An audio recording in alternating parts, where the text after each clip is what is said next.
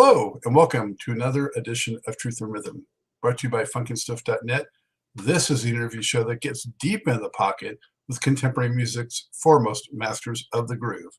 I'm your host, Scott Dr. Goldfine, musicologist and author of Everything is on the One, the first guide to funk. If you don't have your copy, get on over to Amazon and pick one up. You'll be so glad you did. It's just cover to cover full of funk goodness. Makes a great gift too. Whether you're watching on our video format on YouTube or at funkandstuff.net or listening to the audio version through the podcasts on iTunes and other leading providers, I thank you so very much for your continued interest and support. Speaking of which, subscribe if you haven't already done so. Subscribe to the Funk and Stuff channel on YouTube. That's where Truth and Rhythm lives and breathes and thrives, and show us the support that we need, and that you love the artists, the funk, R&B, and jazz artists that are featured on this program. Thank you so much for that continued support. This episode features an original member of the terrific 1980s funk soul band, the Reddings, singer, drummer, keyboardist, composer Mark Lockett. Having already notched a disco-era hit under his own name in the late 1970s, Lockett joined forces with the teenage sons of soul legend Otis Redding Jr. They were bassist singer Dexter Redding and his younger brother, guitarist Otis Redding III. The trio exploded onto the scene in 1980 with their debut album, The Awakening, which included the smash R&B hit single Remote Control, along with the thunderous instrumental title track. The group would go on to release 6 albums, with the final one dropping in 1988. Notable and hit songs from that period included Class Is What You Got, Main Nerve, Hurt So Bad, Love Dance, You're the One, I Know You Got Another, the remake, Sitting on the Dock of the Bay, Back to Basics, Hand Dance, Who Do You Think You're Messing With, In My Pants, and the ballad, Where Did Our Love Go, both of which had the involvement of cameos, Larry Blackmon and Charlie Singleton. So it's got that flavor. Also, So in Love with You, and their final sizable hit, Call the Law. Although they notched 5 top 40 R&B singles, their albums and tracks are much stronger than that would indicate, as after their debut album, the Reddings did not really get the promotional push of which they were so deserving. Funk fans in particular will find much to latch on to, as Dexter Redding's prominent bass plucking was a consistent element throughout their catalog. The group toured with most of the top funk and R&B acts of that period, including Rick James and Ashford and Simpson, and band members collaborated in the studio with fellow funkateers like Tyrone Brunson. The fierce bass drum attack of The Awakening captured the attention of Primus bass virtuoso Les Claypool, who adopted it as a live showcase and also re-recorded the cut. While the Reddings essentially retired from commercial music making, Lockett went on to work with a variety of bands and musicians and has remained active to this day.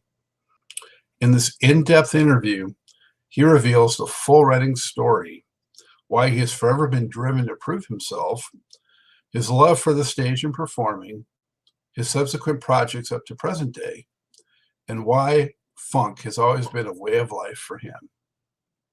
So don't touch that remote control, as Truth and Rhythm has Lockett in the socket. So get ready to rock it, and always keep it in the pocket. Here's Mark Lockett. It is indeed a delight to welcome to the Truth and Rhythm mothership lead singer, drummer, and keyboard player Mark Lockett, an original member of the 1980s funk band, the Reddings.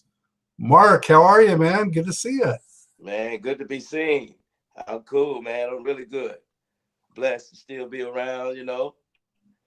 And I'm really good. I'm excited to talk to you. Excellent. So where are you coming to us from today? Macon, Georgia, where soul lives. Yeah, the Godfather. Yeah. Come on, man. Richard Penniman, Otis Redding. Yeah. All them brothers. You know, we can go to Reddings, you know, and we can go. Yeah. So I'm here. I moved back to Macon maybe about a year ago. I was in Florida for about 27 years. I've been in South Florida. since the Reddings. Yeah. So I went down there and never mentioned that I played with the Reddings or anything. And I just got into the music scene and did a couple of rock bands. I did some different things, you know, some rock funk stuff.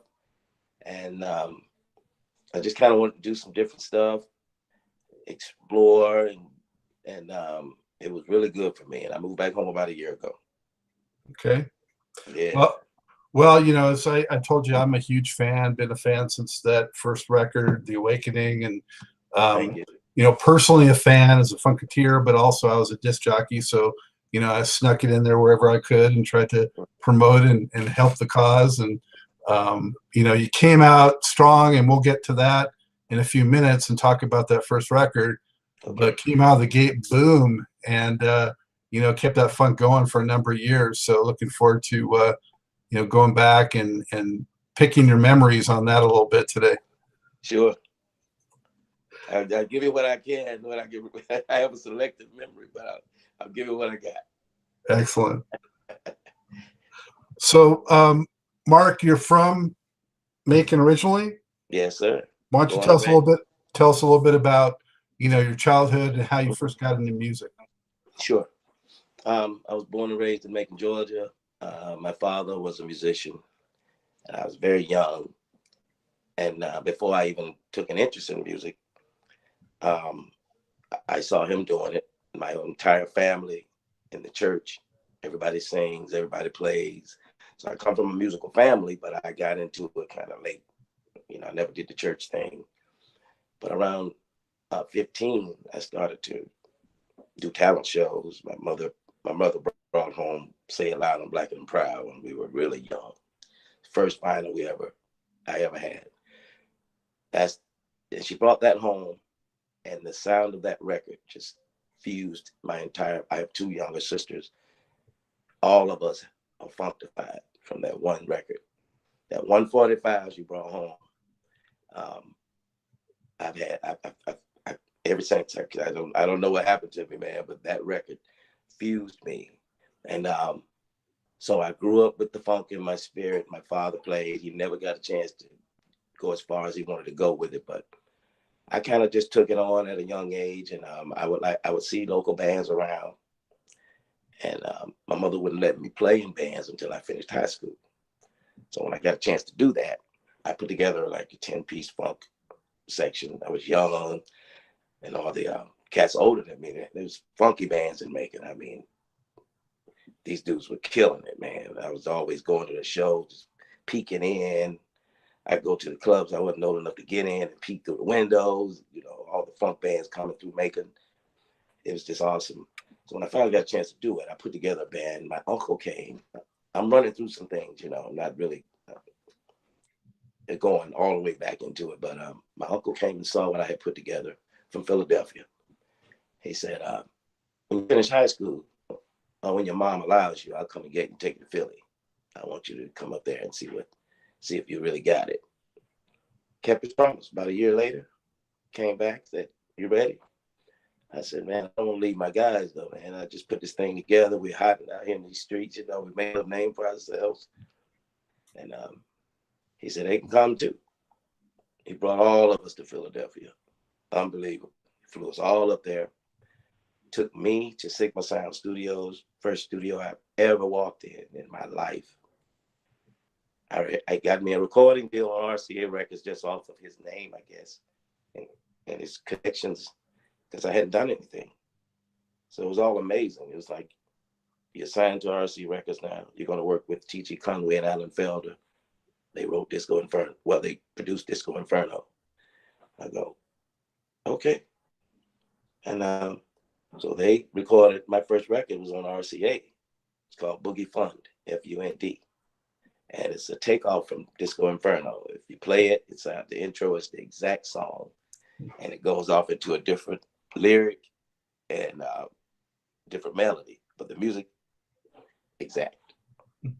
I don't know why, but it's exact. If you play it, you'll go, wow. But it was a great breakout record for me. It was a big disco song overseas, you know, still getting some play over there. So it was a great song for me to break out locally that's how eyes got put on me locally at home. The record was released all over. So I had a little local buzz going from that. And so I stayed in Philadelphia maybe about 4 years, 3 years. The record fizzled out, and the whole thing fizzled out. And I eventually had to move back. So that record came out like 78? Is that about? Yeah, that's correct. Exactly. And that was my first situation. I didn't get a chance to, that didn't make me smart or anything. It was just an opportunity. You know what I mean? It was just, I was just in a whirlwind. I had no idea where I was at Sigma Sounds until it was all over, and I did my research and the history of Sigma Sounds and everybody that walked through those walls. It blew me away. Still today, it's like, man, it was incredible, the way that happened. And all that history was there. I had no clue. It just thrusted me into a situation. It was wonderful. It worked for me wonderfully, because when I moved back to Macon, this is when I had my buzz in the streets. I was on the radio, and I'm still regular. Zelma had the hottest club here in Macon. Zelma Redding, Otis Redding's wife. She had a hot club here in Macon. So I used to frequent the club, but my name was in the streets, and she heard about me, obviously, and she sent, if I'm correct, she sent someone to find me. She wanted to meet me, and she was trying to put together a group with her sons. This was what I was told. So she wanted to talk to you. So I'm okay, no harm there. I went down to the club, and there was Otis at about 12 years old, and there was Dexter at about 15. And I was maybe 20 at the time. I'm a little bit older than them. I'm a little bit older than they are. And I walked in and met them. They were jamming in the club in the back, and just had equipment set up, nothing crazy at all. So it was Dexter, Otis, and John Morgan. John Morgan, when James Brown calls out Morgan on drums, that John Morgan. John Morgan had retired from James. He's from Macon. He was working in the club. So he was playing drums for Dexter and Otis up in the back of the club, just working them out, just popping chops and stuff, and working them out. They were just learning how to play, really. And he was the first drummer that we had. He sat through the little beginning of us getting there. So anyway, we talked, and I went up and played some keys. I had just started playing boards, wasn't really that good, but just always can get in the pocket with whatever I touch. I taught myself instruments, so it was it just gelled. We kind of didn't know what we were doing, but we were like, okay, let's do this. They liked me, I liked them. Man, I'll tell you, it was about 6 months after woodshedding, then playing some little gigs in the club. She would let us kind of play on a Thursday night. She called in Russell Timmons from CBS Records. Russell flew down to Macon. He had been with CBS for 20 years, I believe. A&R guy. Smart man. Came down, met us. I believe in 6 or 7 months or less, we were signed to CBS Records. We were signed to Believe in a Dream, which is his label. Believe in a Dream Records is the label, is Russell Timmons' label, associated label. And we were distributed by CBS. So he put that deal together for us, and we were off to the races with a record contract. What were you playing? What tracks were you playing that got you signed, basically, that impressed him? None. We had no music yet. We were just playing in the back of the club, just working out, just playing together, and then we eventually got inside the club, playing every Thursday night, I believe it was. And we really were just playing cover tunes, and I think he saw something in us, he had to, along with his pull that he pulled off a situation for us. I don't know if it had to do with the attachment to the legacy of Otis that was enticing, you know, that they signed us or whatever, but whatever, however he made that deal work, they got us signed. It got us signed. We were good. We were very energetic and very enthusiastic and very naive also, right? Me anyway. And they had to be also. And for me, it was a great opportunity for me to showcase my vocals. I wasn't really a good player at that time, you know. I was still just learning instruments and whatever, but vocally, I guess I stood out, and that's how I became the main vocalist for the band once we got in the studio. But we had no music prior. We had no original songs. I think it was just a situation where he saw something that he could put together that he felt was, you know, with that legacy, that great giant legacy on us, we were naive to what we were getting into with all of that upon us. You know what I mean? It's like three young guys. We didn't know, you know, I wasn't really putting together how big of a situation this is. You know what I'm talking about? That legacy, trying to be I'm sorry. Lost you there for I'm a sorry. minute. Is there a way to turn that off for me? Oh, did a call come in? Yeah, but I declined it instantly. Yeah. If calls come in, they'll knock you off for a moment. There's a way I declined it. there's a way to say do not disturb on the phone, but not everybody knows how to set that up. Yeah. Okay. And I think that was just someone trying to sell me something. Anyway. I'll edit that. I'll edit that out. All right. Okay. Again, we had no material, and I think it was I don't really know what he did, how he got that deal. We had a deal. We're off to Washington, D.C. Sounds like 70, 79, Mark. 80, yeah, 80 maybe, because I think the first record was 81 or 80, 81, 82, The Awakening. Yeah.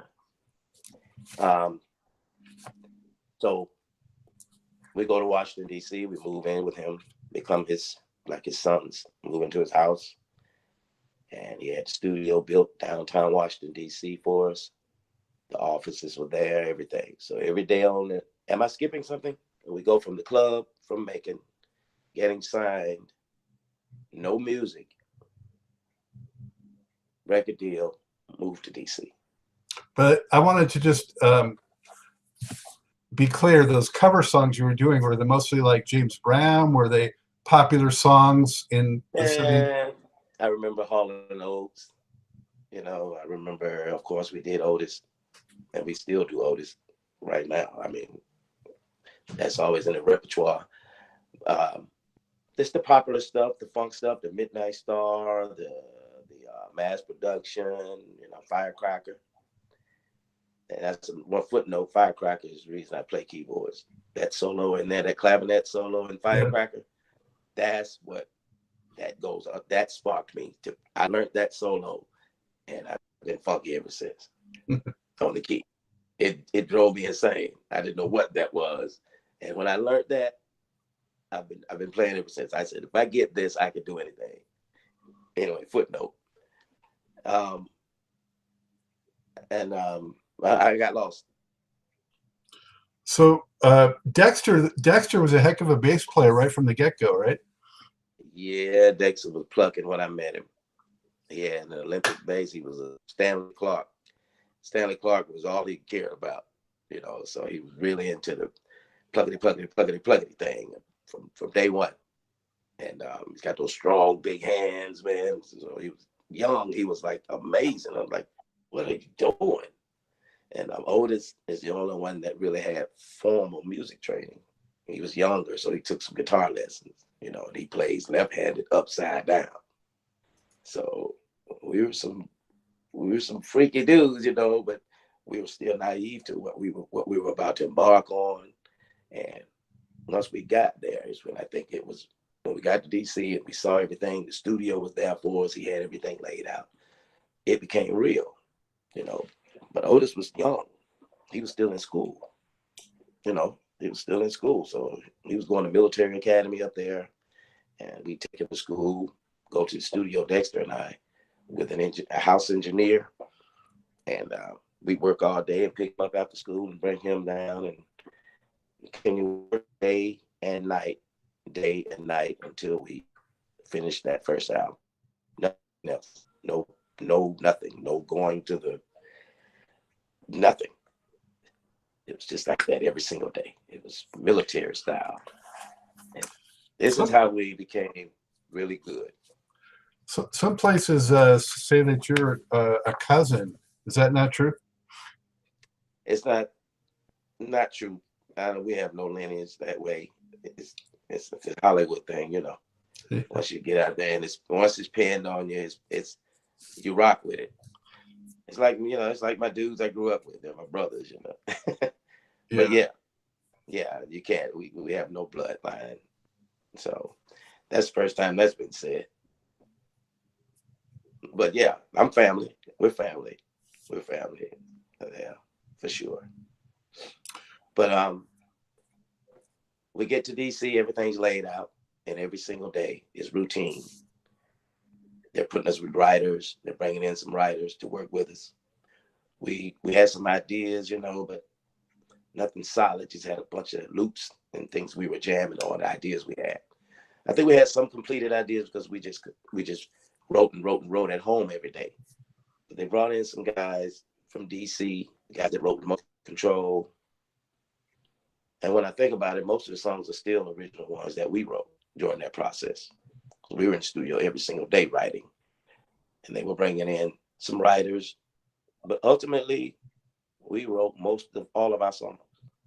Yeah, I'm looking at the credits. So your name is on all but 2 of the songs. Out of 8 albums, every one of them. Yes. Every one of them. So I want to. I'm very proud of it. I'm proud of that.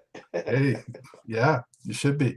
I want to remind viewers and listeners that, you know, that first record, 1980, had Remote Control, which was a huge hit. And the title track was just a killer instrumental, drum, bass, groove. And for me, some other highlights on that record, Funkin' on the One, self-explanatory with that title, I think. You know, Coming Out of the Rain, to me, was sort of like a kind of a Barkays-like ballad. Yeah. And tap into that kind of naturally, that sound. Yeah. And It's Friday Night was a little Cool in the Gang-ish kind of thing going on that. I thought. It's what was happening at the time sonically. You know what I mean? Those were the bands that we were trying to mirror to some degree, not copycatting anyone, but that was the music.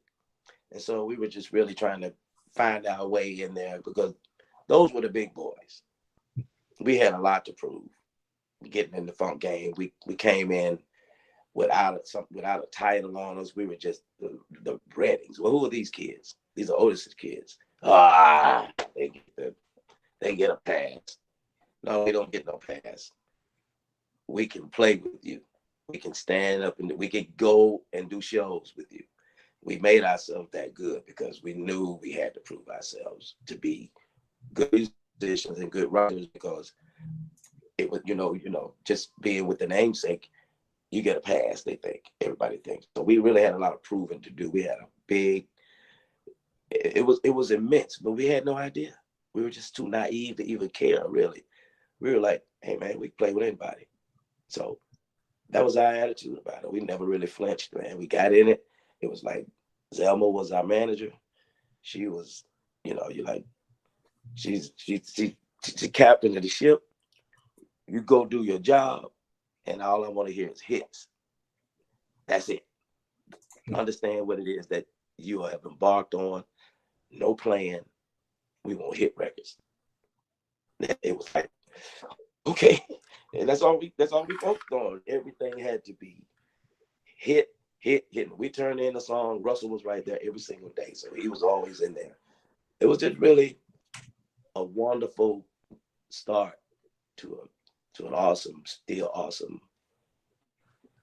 career for me, for us. Well, Remote Control got to number 6 on the R&B chart. Yeah. And Yeah, we did. yeah. Did you guys go out on tour right away after that, or did you not go on tour until you had a couple of records done? Yeah, we had a couple of records done. Remote Control took off, and I think we dropped I Want Baby, I Want It. Maybe I Want a Ballad after that or something like that. We did go to Europe. We did Europe a couple times. We did European tours. We did military bases, and we did some small arena stuff over there. Yeah, we went on the road. Did a lot of. We were over there more than we were over here. Did you open or share a bill with any interesting acts on that tour? The European tour. Yeah, the European leg. We were headlining. It was just really us. Yeah, we were just. I don't even know, man. We got with the promoter. He put us over there, and we were just hitting it. We were killing it. We had no opener. When we came back to the States, yeah, we opened for everybody. Frankie Beverly and Mays. Rick James was our first big one. We actually came back to Macon. Our first show was, I believe, at the Kennedy Center in Washington, D.C. That was our very first concert in the United States. And we opened for Teddy Pendergrass and Stephanie Mills. That was our launch off at the Kennedy Center in Washington, D.C. It was amazing. No footage. We have no footage. That's a damn shame. So many great shows from back then. No footage. No footage. And it was a 2-night show, 2 nights in a row with them. It was amazing. And after that, we went out with Ashford and Simpson, Frankie Beverly, the Gap Band, Rick James, my hero, one of my heroes. Everybody that was funky at the time. We toured with. We opened for. Did a lot of shows. Yeah. So, were you always comfortable on stage, Mark, or did you kind of? Oh yes. Have to. Yeah. Oh yeah. I'm a ham. I'm a ham. That's me right there. I'm a ham, brother. That's my comfort zone. I'm uncomfortable off stage. When I get on stage, man, it is the most wonderful thing in the world. And I'm still doing it. Yeah, absolutely. I've always been a ham. Always been very confident. Even when I was young. I wanted to have the best band in Macon. I came after the big boys. I would say, I'm coming for you. I'm not trying to be your friend out here. I'm coming for you. I've always been that way. Still that way. Yeah. Yeah. I still think I'm that dude. Yeah. Yeah. So yes. So did that first album come out exactly as all of you had hoped it would, or was there anything that you kind of wish would have been different, or it was all good, or what? I didn't think that I had no expectations personally. I don't think any of us did. I think we were just always feeling lucky, and we kind of caught up to the records and stuff, because we were really a little bit like, we were really kind of, when I keep saying naive, we were really naive to how big this was. We were so naive we had no fear. But when it took off, we had to catch up to it. We had everything. We had publicists, we had A&R people, we had wardrobe people. We were laid out. Everything it was like walking into superstardom. It really was a fantasy for me. It was like really incredible. Our clothes were designed. I mean, we were seamstress, and all of a sudden, I'm from the projects in Macon, Georgia, all the way. Then all of a sudden I'm somebody. And I'm in photo shoots, and I'm getting my clothes like tailored to me, and I'm like living the dream. I'm wearing $600 snake boots. It's like, what the hell just happened? But it was wonderful. I was in it, man. I'm like, this is so great. But we were quietly enjoying it. We weren't rah enjoying it. I found it interesting that first record didn't have you guys on the cover, though. Was that some kind of conscious marketing decision, or why did they do that? Yeah, we didn't decide that. There was not a lot of. We had no input in that. That's why we were on the back just posing. Yeah, that was just someone else, probably CBS, in the art department or whatever came up with that. But the title of the song sparked every idea. So The Awakening, we titled the instrumental The Awakening. And I guess that's what they came up with. We had nothing to do with that. How much did the producer kind of guide the sound versus, just what you guys came up with? Well, the sound of Remote Control was not ours. That was a couple of writers. There's 3 guys from DC that wrote Remote Control, which was the first song that came out. We didn't have a sound at that time. We were just always fusing the funk in everything. If you can't deny Dexter's the way he played, and it was always going to be on the one, and it was always going to be. We were striving for some type of perfection that we didn't. We just knew it had to be sonically perfect sounding. That's the only knowledge we had of really making records at that time. We just knew we had to sound as good as everybody else, and we had to be in the pocket, and we could not be looked upon as giving a gift out here. We wanted you to know, we played these instruments, we wrote these records, and so our sound just came from really Dexter's bass being always prevalent in everything, and I guess my vocal style was right there with everyone else. I never really looked at it like that until now. Like later when I listen back, I'm like, hell, this sounds like Bruno Mars. We already did this. Right. Yeah, well. When I heard it, I'm like, okay, maybe somebody's going to show up and open the gates again. But well, then, Mark, who were like some of your biggest influences for singing back then? Well, my pops, my old man, my brother, my older brother, rest in peace. Those are the first time I heard voices in the house or whatever. Just really just belted out soul singing. My brother and my father were soul singers. I sound like that now. I didn't sound like that back then, but now I sound more like them. You hear my new stuff is very soulful, and my voice is not that kid anymore. I'm a real soul singer now. But that was my first influence. Then James, of course. When I heard James, that made me do the screaming and just wild and just but nobody really like a pretty singer. I listened to a lot of women. My mother played a lot of Aretha, a lot of Dionne Warwick. So I got a lot of my vocal, a lot of the way they approach it from females, and a lot of blues she played, B.B. King, Clarence Carter, Tyrone Davis, Johnny Taylor. That's my early food right there. That's what really, I heard that stuff through the walls every night because my mother had parties at home all the time. So music was always playing in the house. So it's Al Green, all that soul stuff, Otis, Wilson Pickett, all the soul stuff, all of it. But James set it off early, and then all the soul stuff. That's all we heard. So those are my early influences, and I believe Earth, Wind, and Fire and the Isley Brothers were my early ones that I just didn't leave the room anymore with the headphones on when that stuff came. That was like, okay, what just happened? Because that was different than what I was growing up on when they came. Now we got the horns blazing, and now we got the costumes, and I was mesmerized by the Isley Brothers, how they dressed.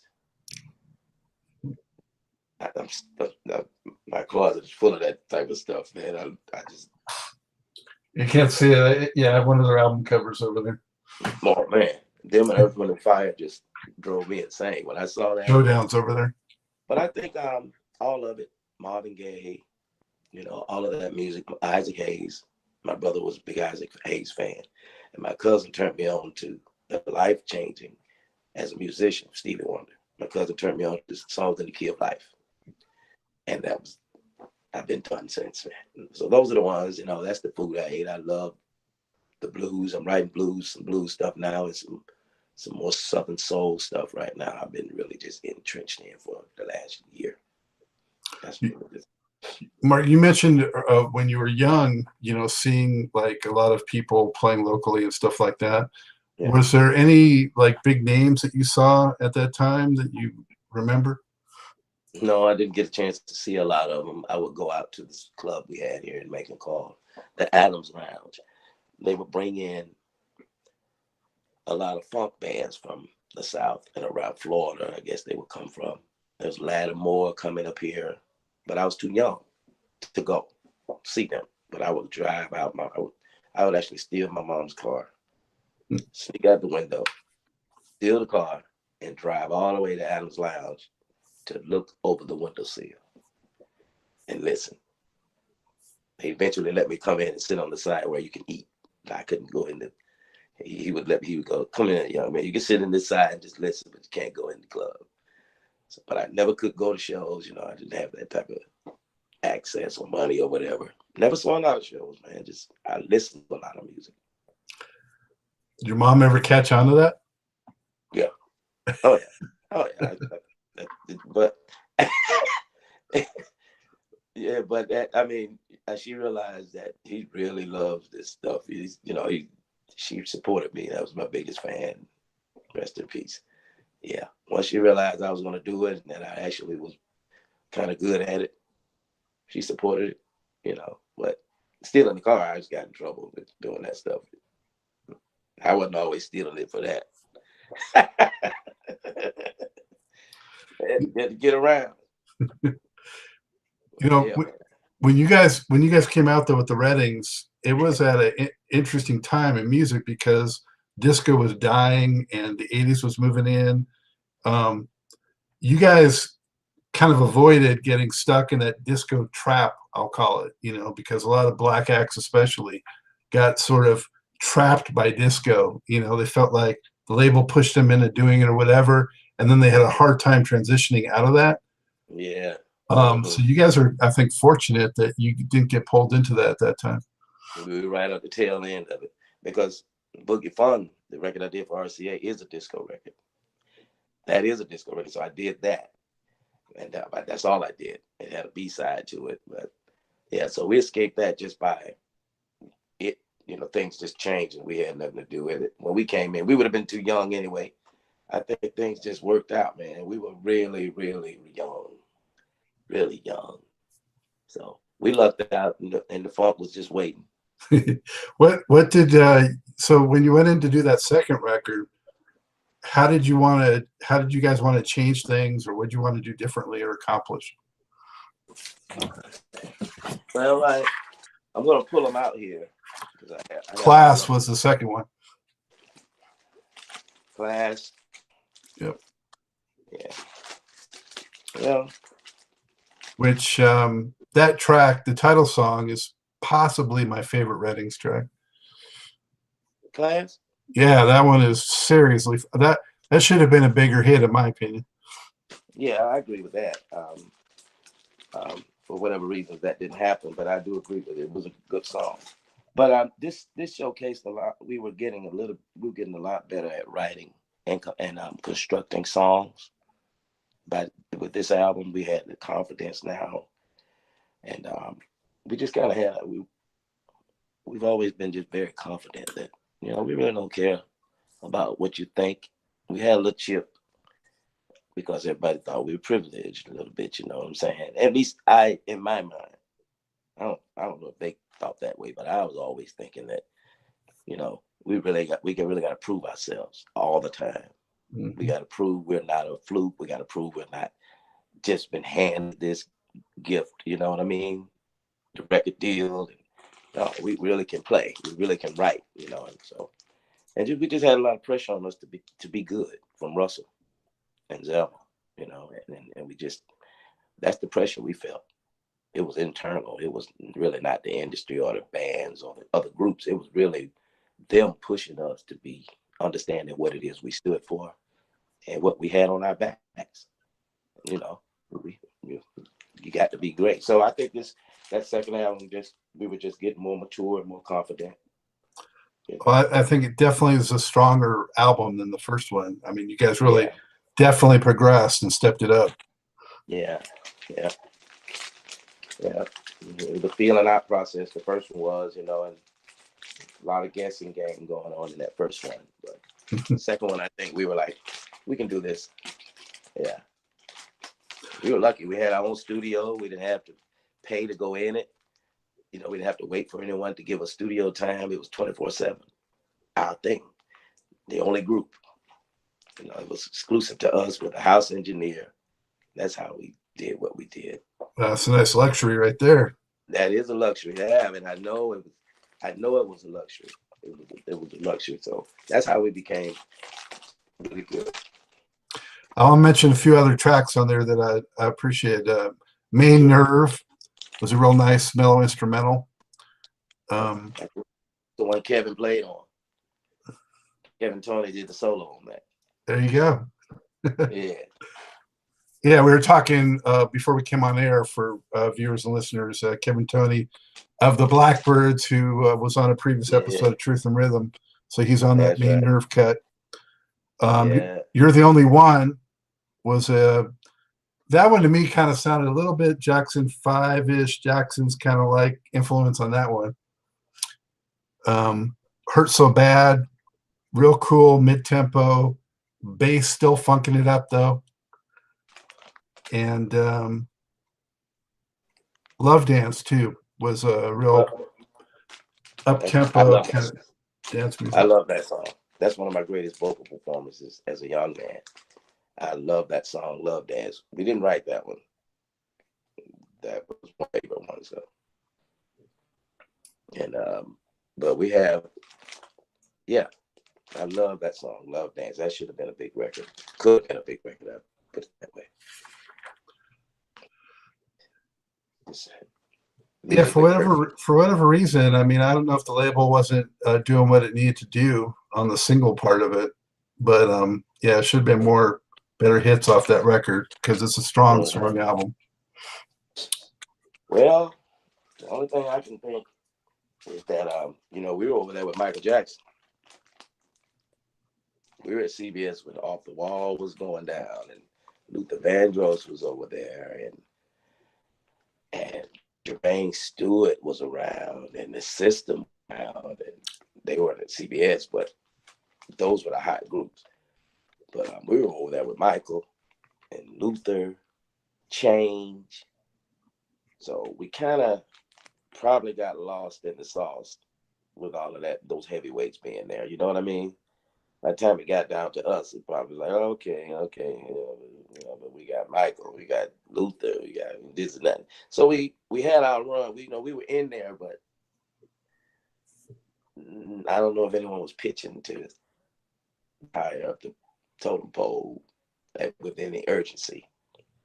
You know, that's I just still feel like it was that everybody had that privilege thing in their head. You know, these kids are just they're just here.